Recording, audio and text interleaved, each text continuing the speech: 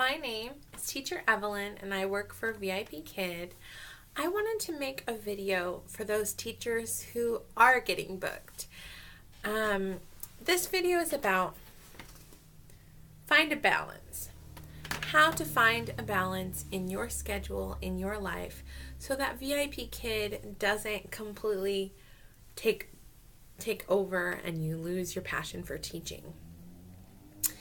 The key to this is to find a balance. For each teacher, that may look different. For teachers who this is their second job and they work full time, that might mean just working weekends with VIP Kid, because getting up early before your full-time job might just be too exhausting for you and too draining. Don't do that to yourself. It might mean just teaching 2 classes in the mornings before going to your part-time job. For me, it has meant working 4 classes with spaces in between. I don't teach back-to-back, but once my 11-month-old turns 1 and weans, I'm going to teach 4 classes back-to-back each morning. That's the plan. And if I see that that is draining me too much, I will change it up. Some teachers pull all-nighters on Friday nights and Saturday nights, and they will teach straight through from late Friday evening till Saturday morning, late Saturday night till Sunday morning. And those teachers are experienced enough to plan breaks. Each class is 25 minutes, and a lot of times teachers will plan a break after 3 back-to-back classes or after 4 back-to-back classes. Most teachers that are experienced with teaching back-to-back classes will tell you that 8 back-to-back classes is something you have to work up to. It's not something that a new VIP Kid teacher should try to attempt. If you're new and you're one of those lucky people that we all envy that is just automatically booked so well, don't open every single time slot. Plan breaks before you even get booked. Close those time slots. And if you're brand new, I would say teach 3 in a row, have 1 class off. Our classes are 30 minutes. I say 30 minutes because we teach 25 to 28 minutes and we leave feedback. A lot of times teachers will take 1 day a week off. Me personally, I used to take Sundays off, but now I teach 2 classes on Sundays and that's it. I teach a 6:30 a.m. class and a 7:30 a.m. class. So I both get to sleep in an extra hour and I get off an hour early so that I can start getting my kids ready for church. The reason I no longer take Sundays off is because those 2 classes a week add up and that money is nice to have. This job can also maybe take over your life checking the app too much. A lot of teachers say that they check their app all day long during the day, even though they know that in Beijing, people are sleeping. Like, my question is why? Why do you need to check the app? You can check it at night, and that's when the parents are actually awake. That's daytime hours for Beijing, and I mean, that's a better time to check it. But so find a balance.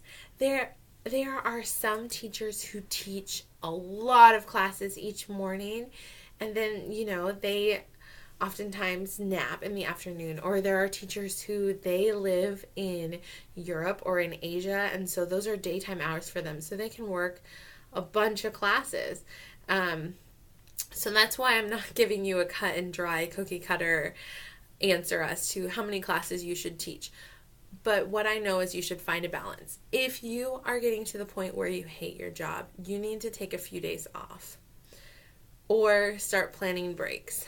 For me personally, I've worked for VIP Kid for 7 months and I don't hate it. I love my job. But if I worked 7 back-to-back classes each day, I would be so burnt out and so exhausted. I never pull all-nighters. I teach 2 evening classes on Friday and on Saturday nights. I teach an 8 p.m. class and a 9 p.m. class with a space in between. My reason for that is because after my classes, I get my kids to bed and then I go to bed because mama needs sleep too. And I have a breastfed baby that wakes up and sometimes needs mama. So I'm not going to be teaching through the night and be exhausted all day. My full-time job is being a full-time mama to my kids, and VIP Kid is my paycheck and my jobby. It's my job hobby. I love creating things and making things, and I love teaching, and I love cultures, and I love earning a paycheck from home. So I enjoy and love this job, partly because I've been wise with my schedule and I have not burned myself out. I learned this early on. When did I learn this? I learned this on Christmas morning. I opened all my time slots because I was new. I wasn't getting booked. And I was booked for 6 classes in a row. At first, I was so excited about that until I experienced 6 classes in a row as a new teacher. And it was a disaster. My baby was crying. My 2-year-old was sick.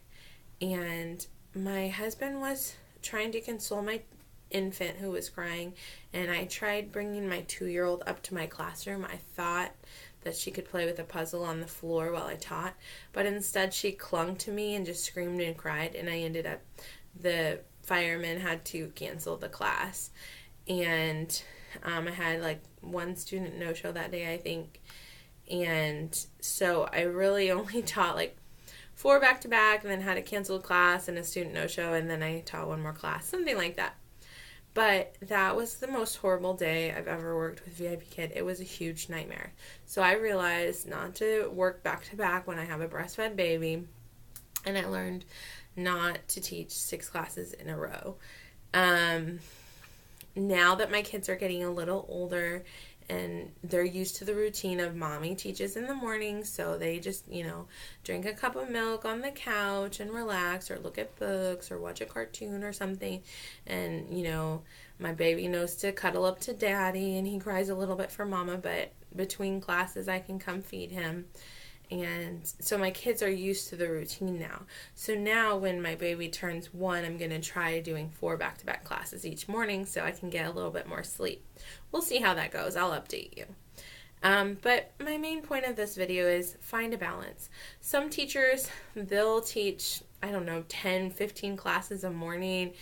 They'll go crazy and teach so many classes, and then they'll take 2 weeks off for vacation, because they just earned a lot of money and they can use it on vacation.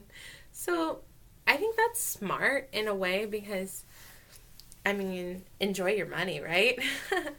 But for me personally, with my schedule and with my kids, I can't do that at this point in my life. But maybe someday when my kids are older and in school, I would love to teach more hours. That's my 2 cents about finding a balance. I hope that you are enjoying your job.